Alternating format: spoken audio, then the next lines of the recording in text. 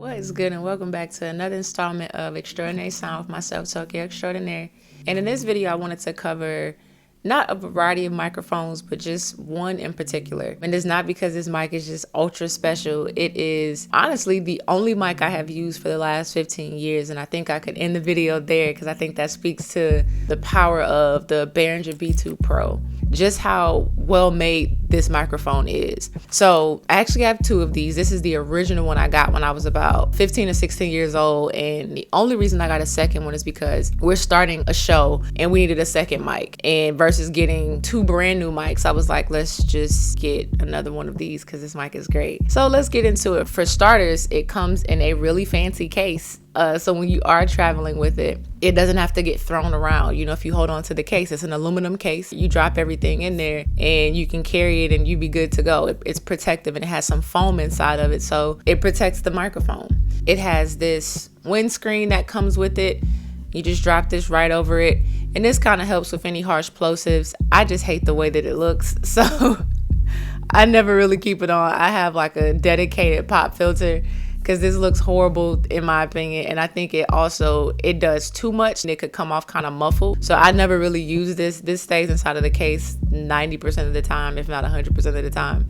And I use a dedicated pop filter for this particular microphone. And then it also comes with a shock mount, and the shock mount just helps to prevent any of that like vibration that you'll typically hear, and it helps to keep the microphone like in place so it's not moving all over the place, and so that you're not hearing every single movement versus, you know, you holding on to the mic or just not being connected to the shock mount.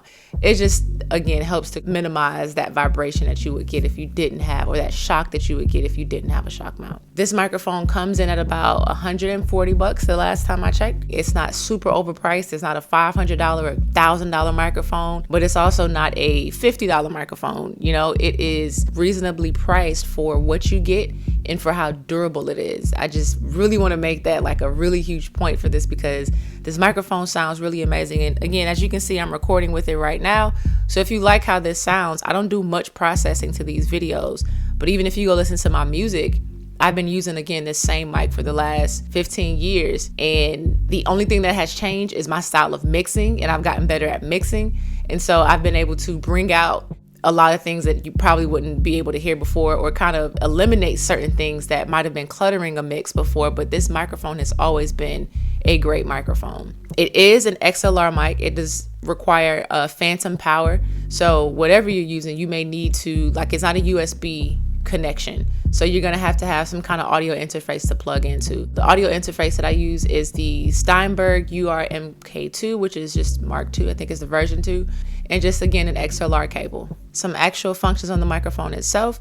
You do get to choose between 3 different polar patterns: cardioid, omni, and 8-figure polar patterns. So it gives you a variety of ways for you to actually pick up sound from the mic, and that's all that your polar patterns do. It just determines the way that the microphone is picking up your voice and the direction in which it's picking up your voice.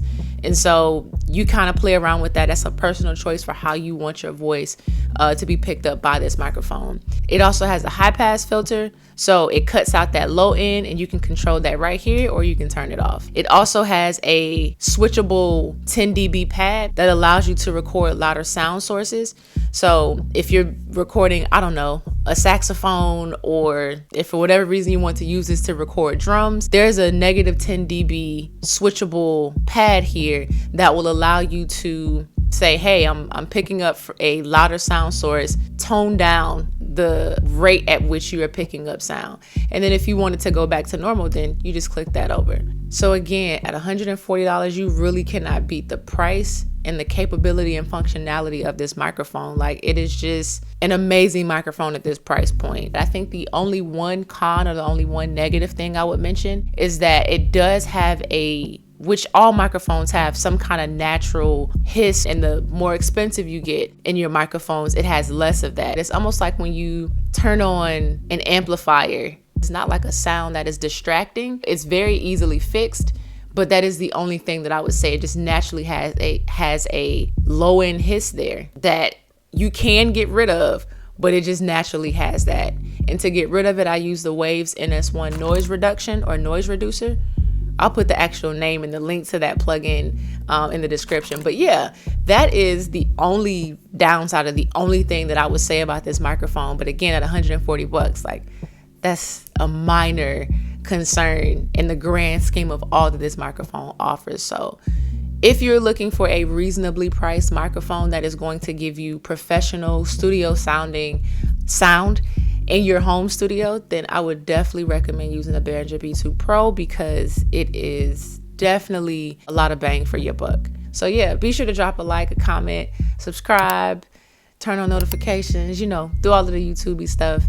And I'll see you guys on the next one. I appreciate y'all for watching.